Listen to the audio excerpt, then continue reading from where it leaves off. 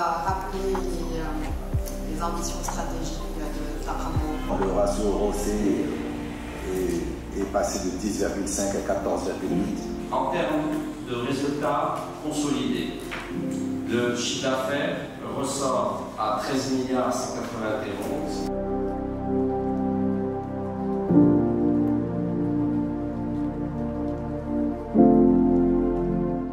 En termes de réalisation, on ressort avec un taux de disponibilité de plus de 93%, ce qui dénote de la maîtrise au niveau de notre politique de maintenance et l'excellence industrielle qui est mise en place au sein de Takamo Ohko et qui repose sur une politique de digitalisation, mais également sur un transfert de savoir-faire entre les différentes générations qui accompagnent cette société.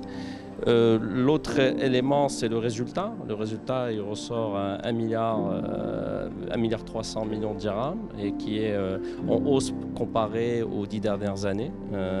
Comparé à l'année dernière, il y a une légère baisse de 20%, mais qui s'explique par des éléments exogènes, notamment l'évolution du prix de charbon sur le marché international qui a subi une correction exceptionnelle sur l'année 2023 et également lié à un mouvement sur le parité dollar-dirham qui a impacté le résultat financier de l'exercice.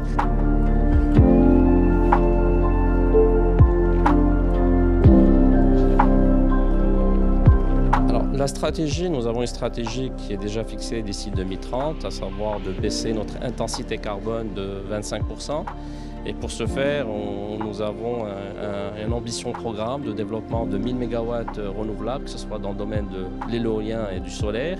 Nous avons déjà identifié quelques sites. Nous avons été déjà adjudicataires par Mazen dans le cadre du programme Nord PV2 pour des sites solaires. Et nous avons déjà des autorisations dans le cadre de la loi 1309 en matière d'énergie renouvelable.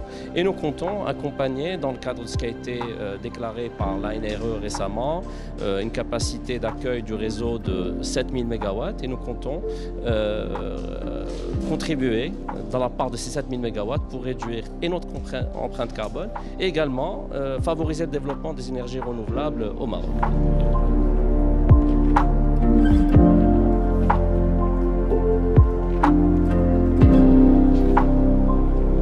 Comme tout opérateur, nous sommes en attente de l'offre Maroc pour l'hydrogène vert. Ce qui est certain, c'est que le Maroc a des atouts majeurs. D'abord, un atout géographique. On est proche d'un marché consommateur, l'Europe, qui a besoin de 10 millions de tonnes d'hydrogène vert à horizon 2030. Nous avons aussi un atout climatique.